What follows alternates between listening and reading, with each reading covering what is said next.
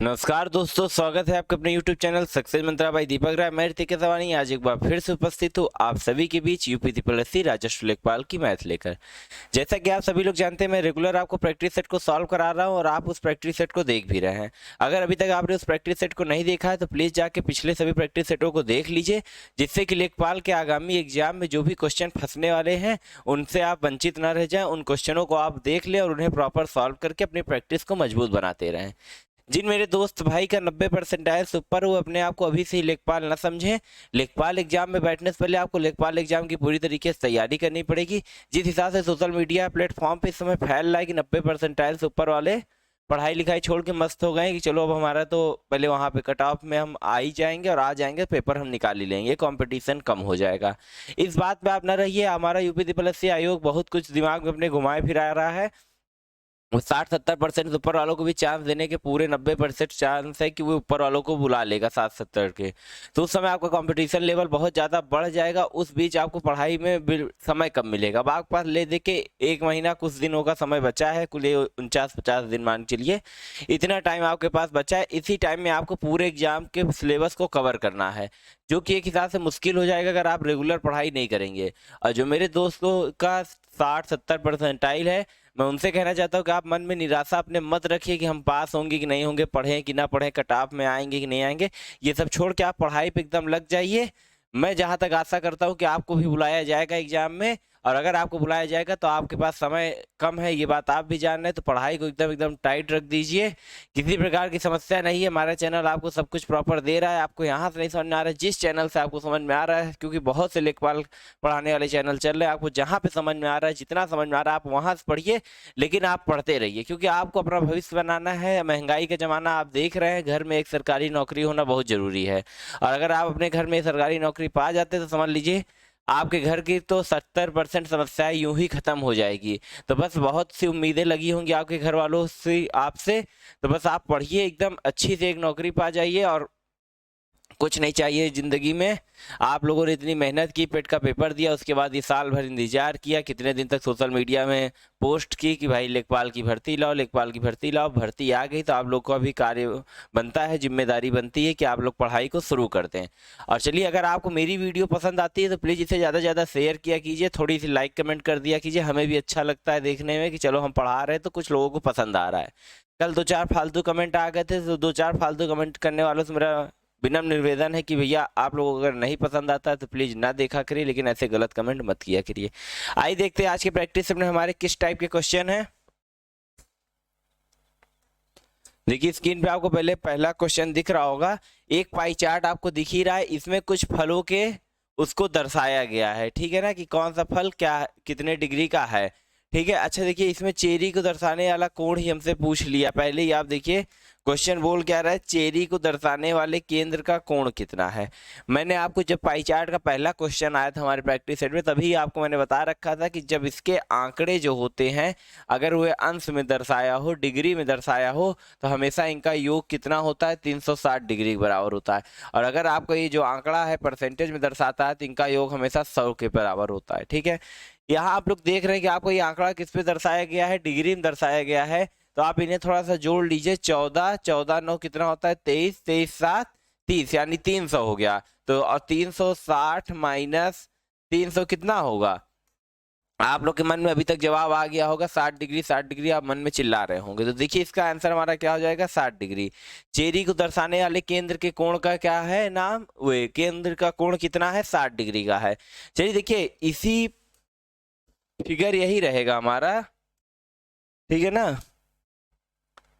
अब क्वेश्चन यहाँ पे दूसरा पूछ रहा है। देखिए क्वेश्चन यहाँ क्या पूछ रहा है, यदि 45 बच्चों ने सेब चुना तो कितने बच्चों ने संतरा चुना। देखिए बोल क्या रहा है, यदि 45 बच्चों ने सेब चुना तो कितने बच्चों ने संतरा को चुना। अब आप यहाँ से देख लीजिए, बोला क्या है, यदि 45, यहीं पे मैं आपको सॉल्व करा देता हूँ क्वेश्चन को। देखिए बोल क्या रहा है, यदि 45 बच्चों ने क्या चुना है, सेब को। सेब को 45 बच्चों ने चुना है, तो संतरा को कितने बच्चों ने चुना। यही क्वेश्चन उसमें पूछा गया कि संतरा को कितने बच्चों ने चुना है। ठीक है, अब आप यहाँ देखिए बोला क्या है कि 45 बच्चों ने किसको चुना है, सेब को चुना है। सेब की यहाँ पे अंश में जो वैल्यू कितना दिया है 90 डिग्री। ये 90 डिग्री कितना बताया गया है कि 45 बच्चे, हमें देखिए बता दिया क्वेश्चन में कि 45 बच्चों ने सेब को चुना है। यहाँ पे भी आप देख सकते हैं कि सेब को कितने डिग्री चुना गया है 90 डिग्री, यानी एक बच्चा बराबर कितने डिग्री हो गया, एक बच्चा बराबर 2 डिग्री हो गया। कितना डिग्री हो गया, 2 डिग्री हो गया। ठीक है, अब आपको बात समझना कि अब बोल क्या रहा है, 45 बच्चों ने सेब को चुना था, तो संतरा को कितने चुना, 140 डिग्री ने संतरा को चुना है। 140 बटे आपको क्या कर देना है 2, 140 बटे 2 कर देना है क्या 70। कितने बच्चों ने संतरा को चुना है, 70 बच्चों ने संतरा को चुना है। ठीक है, देखिए क्वेश्चन को समझिएगा, क्वेश्चन वहां पे था, इससे अकॉर्डिंग फिगर रहता है कि हम लोग क्वेश्चन को एक साथ नहीं लगा सकते थे, इसलिए आप यहाँ समझिए। बोला क्या 45 बच्चों ने किसको चुना है, सेब को चुना है, तो संतरा को कितने बच्चों ने चुना है। देखिए 45 बच्चों को सेब में चुना था, यहाँ 90 डिग्री दिखाया ना, एक बच्चे बराबर कितना 2 डिग्री।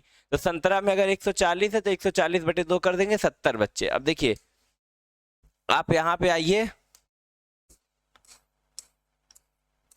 देखिए क्वेश्चन क्या ही बोला था ना, यदि 45 बच्चों ने सेब को चुना तो कितने बच्चों ने संतरा को चुना, तो 70 बच्चों ने संतरा को चुना। कितने बच्चों ने, 70 बच्चों ने। आशा करूंगा क्वेश्चन समझ में आ रहा होगा। चलिए बढ़ते अपने अगले प्रश्न पे।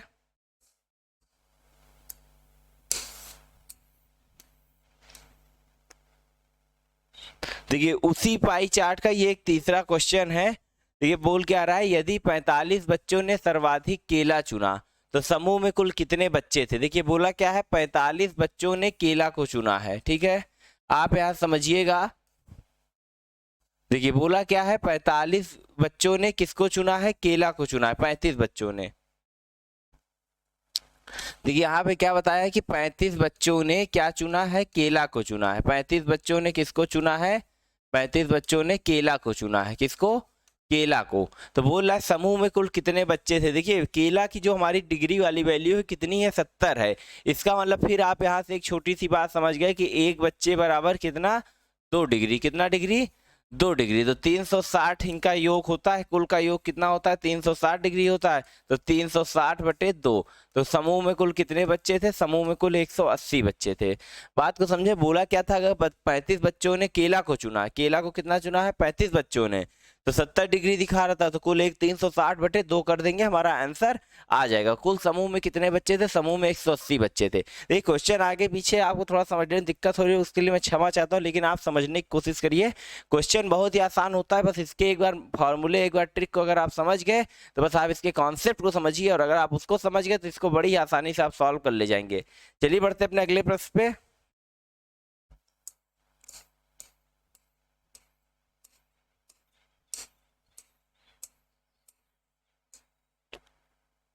देखिए फिगर आप लोग देख लीजिए, पहले समझ लीजिए। नीचे दिया गया चार्ट पिछले वर्षों में विभिन्न अनाजों उत्पादन को 100 टन में प्रदर्शित करता है। किसमें प्रदर्शित करता है, ये सब यहाँ पे जो भी वैल्यू यहाँ पे लिखी है ये सब कितने बराबर है, टन के बराबर है। 10 लिखा है तो 10 100 टन, ठीक है, 800 टन, 600 टन, 400 टन। दी गई जानकारी का अध्ययन करें और निम्नलिखित प्रश्नों का उत्तर दें। मतलब जो भी नीचे क्वेश्चन पूछा है उनका उत्तर हमें देना है। आइए हम लोग नीचे प्रश्न को देखते हैं, फिर उसके बाद उत्तर को सॉल्व करते हैं।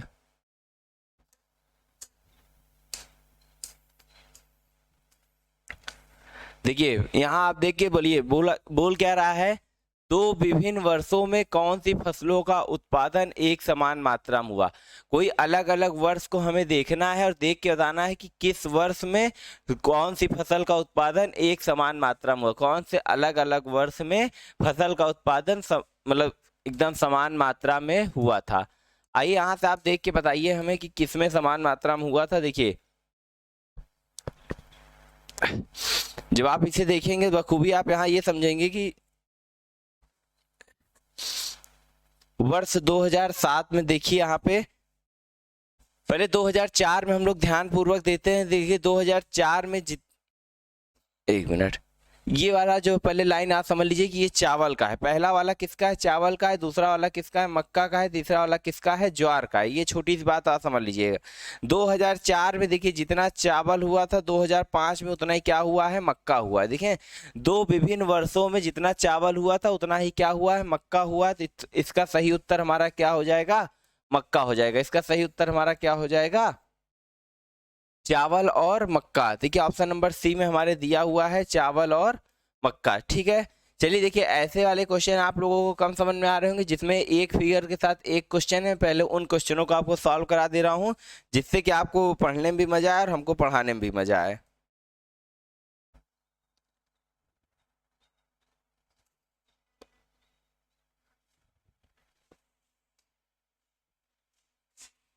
चलिए देखिए ये क्वेश्चन देखिए और इसे आप लोग जवाब देने की कोशिश करिएगा। सीमा द्वारा कक्षा 6 की परीक्षा में हिंदी, अंग्रेजी, गणित व विज्ञान विषयों में प्राप्त किए गए अंकों का विवरण नीचे दिए गए लेखा चित्र में दिया गया है। इन विषयों में सीमा द्वारा प्राप्त सभी अंकों का योग 480। देखिए ये आपको पहले बता दिया कि जो सभी अंकों का जितना भी नंबर पाया है इनका योग क्या है, 480 है। सावधानी से पढ़ के प्रश्नों का उत्तर दे। अब आपको इस बात को बखूबी ध्यान रखना है कि इन सभी का जो टोटल है ये हमें दे रखा है 480, और जब नहीं देता है तब हम लोग क्या मानते हैं, 360 डिग्री मानते हैं। इस बात को आप समझिए रहिएगा, वरना यहीं पे सारा खेला है, सब कुछ यहीं पे गलत होता है।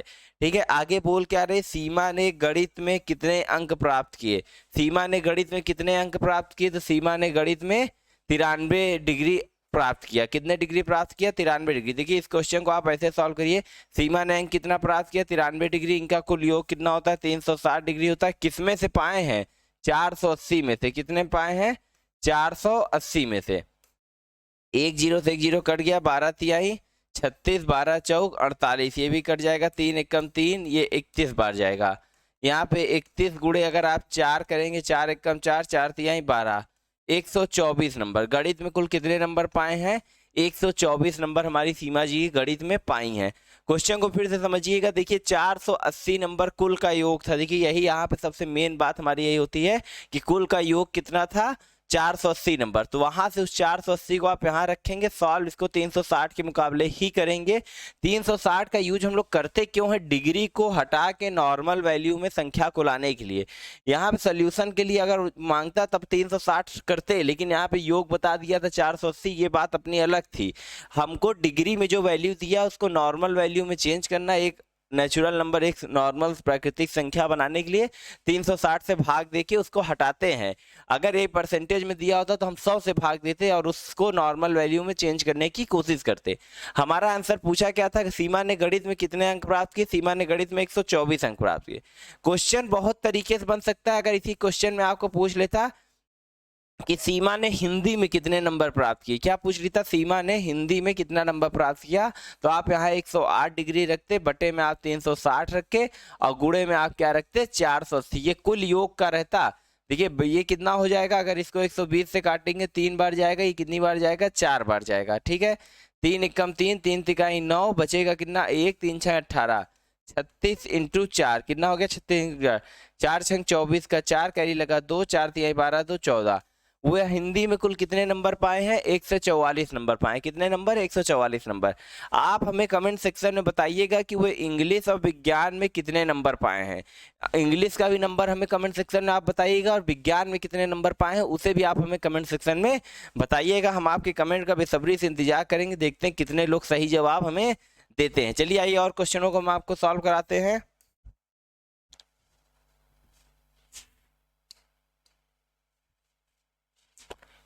चलिए देखिए स्क्रीन पे आपको अगला क्वेश्चन दिख रहा होगा, ये भी पाई चार्ट से रिलेटेड है।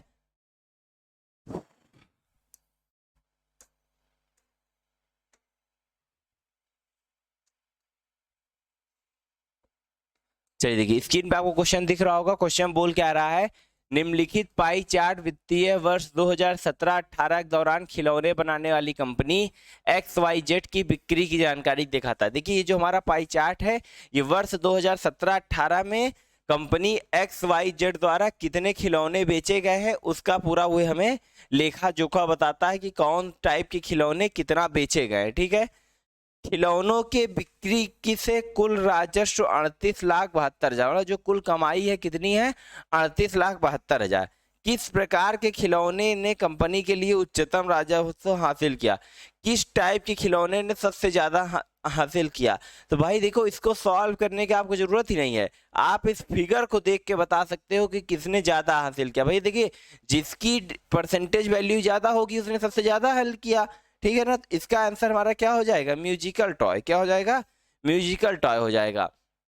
अभी इसी में और क्वेश्चन क्या बन सकता है कि आपसे कितना ज्यादा मतलब किया है, मतलब ये पूछ सकता था, जैसे कि पूछ लिया कि किस कंपनी के खिलौने ने सबसे ज्यादा हासिल किया, किस प्रकार के खिलौने ने। आपने देख के बता दिया कि हाँ 45% दिखा रहा था म्यूजिकल टॉय ने, तो म्यूजिकल टॉय ने किया। अब यही क्वेश्चन बोलते थे किस प्रकार के खिलौने ने कंपनी के लिए उच्चतम राजस्व अर्जित किया और कितना अर्जित किया, तब आप क्या करते, तब आप इसी 45% का निकालते। किसका 45% निकालते, 38,72,000 का। किसका निकालते, 38,72,000 का। अच्छा 38,72,000 का थोड़ा निकाल भी देते हैं आप लोगों के लिए। देखिए क्वेश्चन को कई तरीके से पढ़ना चाहिए कि कहीं से भी हमारा क्वेश्चन बन सकता है। 2 जीरो क्या हो गया, कैंसिल आउट हो गया। ठीक है, अब आगे गुणा कर लेते हैं। 45 जीरो जा जीरो, 45 दूनी 90 का जीरो करी गया 9, 45 नवैया कितना होता है 405, और 405 और 9 कितना हो गया आप लोग के लिए, 405 और 9 414, 14 4 कैरी लगा 41, ये हो जाएगा 9 चौक 36, 360 और 41 कितना हो जाएगा, 401 का एक कैरी लगा 40, 45 तिहाई 135 और 40 कितना हो जाएगा 180। कुल कितना किया है 18 लाख। देखिए 18,01,400 रुपए का राजस्व किसने बेचा है, म्यूजिकल टॉय ने बेचा। देखिए कैलकुलेशन केवल हार्ड थी। अभी ये क्वेश्चन अगर आपको आ जाता तो पक्का आपका 2 मिनट लगता। देखिए जब मैं इसको आराम आराम सॉल्व कर रहा था तब मुझे लगा ये नंबर इस प्रकार दे दिया था कि आपको इतने बड़े से उसको क्या करना पड़ता, गुणा करना पड़ता। ऐसे क्वेश्चन आने के 100% चांसेज है। ये मत सोचिएगा कि इस टाइप के क्वेश्चन नहीं आ सकते हैं, केवल इसमें म्यूजिकल टॉय पूछ रखा था, लेकिन आपसे इसकी वैल्यू भी पूछ सकता था, आपसे म्यूजिकल टॉय और सॉफ्ट टॉय में अंतर भी पूछ सकता था। तो आपको इसका 45% निकाल के फिर 25% निकाल के माइनस करने की जरूरत नहीं है। आप 45 से 25 माइनस कर दीजिए, बचेगा कितना 20%। आप इस 38,72,000 का इसमें क्या निकाल देते, इसका 20% निकाल देते, तब भी आपका आंसर आ जाता। ठीक है, आप अगर वे ना करते, अगर आपसे कुछ और पूछ लेता, जिस टाइप का क्वेश्चन पूछ ले आपको उस टाइप के क्वेश्चनों को सॉल्व करना है और सॉल्व करके उसका आंसर लेके आना है। देखिए जैसा कि लाइट चली गई, आप लोग देख ही रहे होंगे कि अचानक एकदम अंधेरा सा छा गया है। इस वीडियो को मैं यहीं पे एंड करता हूँ, और एंड करते के साथ साथ आपसे क्षमा चाहता हूँ जो आज की क्लास पूरी तरीके से नहीं हो पाई। इसके आगे की जितने भी क्वेश्चन है उसको मैं कल की वीडियो में सॉल्व कराऊंगा। तो आज के लिए मैं क्षमा चाहता हूँ।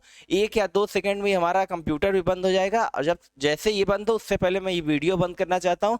तो अगर मेरी छोटी सी मेहनत आपको पसंद आई होगी, प्लीज इसे ज्यादा से ज्यादा लाइक करिएगा। देखिए आज लाइट इन्वर्टर सब एक साथ बोल गया है, पिछले रात से लाइट नहीं थी यहाँ पे, इस वजह से। चलिए अगर आपको वीडियो पसंद आई होगी प्लीज इसे लाइक करिएगा, और आज जो क्लास डिस्टर्ब हुई है उसके लिए मैं क्षमा चाहता हूँ। कल से फिर प्रॉपर आपकी क्लास चलेगी। धन्यवाद।